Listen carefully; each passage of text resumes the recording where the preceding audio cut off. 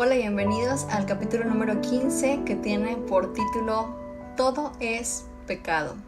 ¿Alguna vez has estado dentro de un contexto donde te prohíben todo? De hecho, esta es la palabra que más sale a relucir: prohibido. La fe tóxica se caracteriza porque todo es malo desde su propio filtro.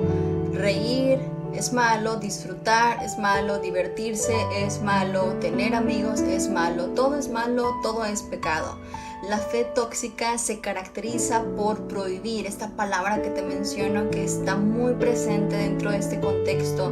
La fe sana, en contraparte, no prohíbe en sí mismo nada. Ayuda a hacerse cargo y ayuda a que cada uno se haga cargo responsable de cada decisión que uno toma, asumiendo las consecuencias o los efectos que puede tener su propia decisión. Me ha tocado escuchar mucho ¿por qué no haces esto? Tu religión te lo prohíbe, ¿verdad? No precisamente, ahí es adentrarnos en un tema de convicciones y demás, pero en sí misma la fe sana no prohíbe nada. En contraparte, la fe tóxica sí. Vamos a escuchar algunos casos. Dice así: en la iglesia nos prohibían las joyas, los aros, las cadenas, etcétera. Decían que cada eslabón de la cadena representaba un demonio que venía a atar la vida de la persona que la llevaba. Solo nos podíamos poner el anillo de casados. ¡Qué fuerte! Otro más. En mi iglesia las mujeres no podían andar con sandalias porque los pies quedaban desnudos y eso era muy sexy. Tampoco podían maquillarse, ya que la primera mujer que se maquilló, según la Biblia, fue Jezabel. Eso lo he escuchado mucho. Cortarse el cabello era bajar un escalón al infierno. Usar pantalones era querer ocupar el lugar del hombre. Eso también lo he escuchado. Yo me delineaba los ojos y me acusaron desde el púlpito de ser la Jezabel que estaba en la iglesia para tentar a los hombres. ¡Qué carga tan fuerte! Y sobre todo porque en ocasiones cuando recién vas empezando en la fe, o a lo mejor está un visitante y demás, y se tienen actitudes como estas, hacen que la gente ya no quiera congregarse en la iglesia y no quiera nada con Dios. Y eso es lo que está muy delicado, porque al final del día, por una mala representación, hacemos que la gente, lejos de querer desear tener comunión con Dios, sea todo lo opuesto. Dice otro caso: un día me paré para cantar y el líder religioso mandó a que me siente porque estaba usando botas. ¿Qué tal? Entonces, hay personas que creen que solamente de manera exclusiva ellos o ellas son los únicos espirituales, solamente ellos tienen la verdad y absolutamente todos los demás son corruptos. Y este es el típico estilo de liderazgo que se dedica solamente a criticar, a juzgar, a atacar a otras iglesias, denominaciones. De hecho, yo cuando entro a YouTube, muchas ocasiones he observado ciertos canales específicos de personas muy conocidas, de pastores muy conocidos, y absolutamente todos sus videos y todo el contenido que comparten, o el 90% del contenido que comparten, solamente es criticando lo que Camilo dijo, lo que tal artista hace, esto no es exactamente como se debería ver, y todo el contenido solamente es exclusivo de eso. Y pues nosotros somos llamados a mucho más que solamente estar señalando lo que no nos parece de otros. Ahora, algo que es muy importante acá es entender que una cosa es solamente criticar por el deseo de criticar y envidiar y todo esto que está equivocado, está mal, y otra cosa es querer identificar y puntuar aquellas cosas que necesitan ser corregidas, pero con un espíritu correcto, con un corazón dispuesto y compasivo y genuino para poder enmendar y apuntar a quien realmente necesitamos seguir. Entonces, este tipo de personas muchas veces no pueden concebir la idea, empatar la idea de que hay personas que piensan diferente a ti y ya está. No precisamente 24/7 tienes que estar ahí señalando, ¿no? hubo personas, menciona aquí el autor, que me contaron que líderes religiosos les habían prohibido estudiar psicología o filosofía porque esas eran ciencias que alejaban a la gente de Dios, y esto yo lo he escuchado muchas ocasiones. En su momento yo también fui señalada, no por mi familia, no por mi propia iglesia, sino por otros conocidos, y específicamente como que no entiendo muy bien, como que ciertas ciencias sí están permitidas, pero estas otras no, y gran parte de lo que las divide, que unas sí y otras no, son expectativas y son perspectivas, mejor dicho, de cada quien, no porque sea algo meramente bíblico. Y una de las cosas también es que a veces se emiten opiniones como absolutos por ignorancia, y se generaliza y se enseña como absoluto algo, como por ejemplo estudiar la carrera de psicología como si fuera pecado. Una fe débil entonces va a tener miedo a la investigación, a hacer preguntas.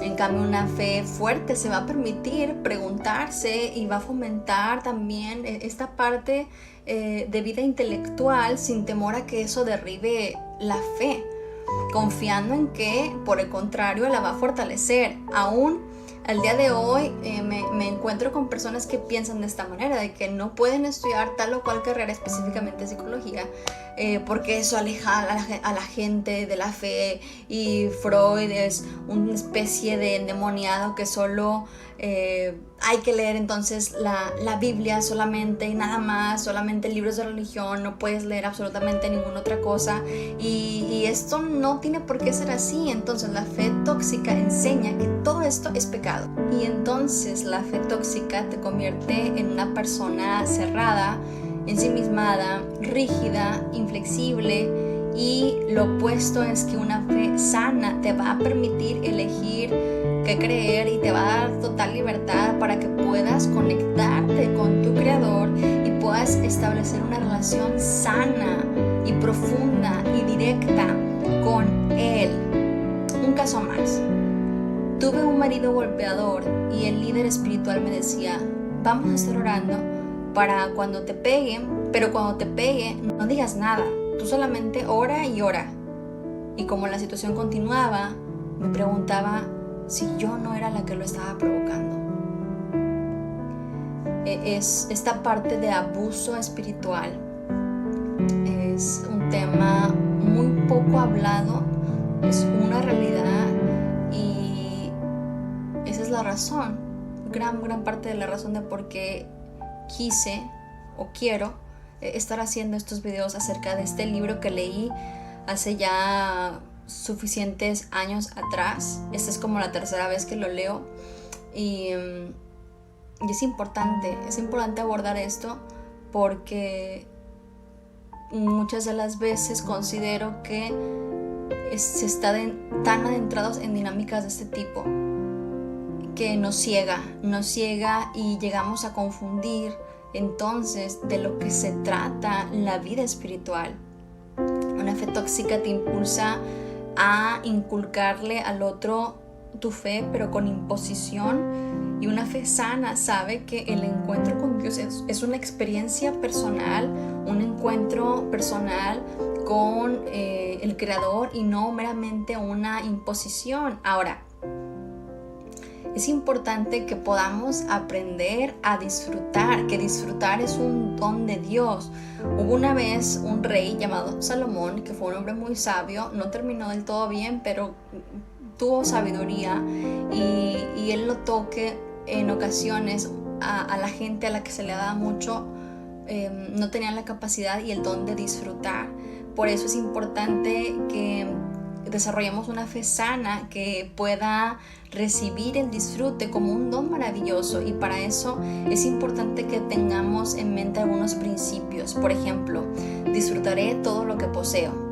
O sea, el sentimiento de culpa nos lleva a no, es que no puedo ponerme esto, lo voy a dejar para una ocasión en especial, y vamos guardando cosas cuando una mentalidad de disfrute corrige y dice, bueno, es que este es el momento especial, hoy lo voy a disfrutar. Otro principio es que disfrutar no es algo que encuentro, es algo que llevo. Disfrutar no tiene que ver, como popularmente se enseña, cuando tenga tal cosa, o cuando mi estatus social sea o cuando encuentre a X o Y persona. Eso se llama dilación.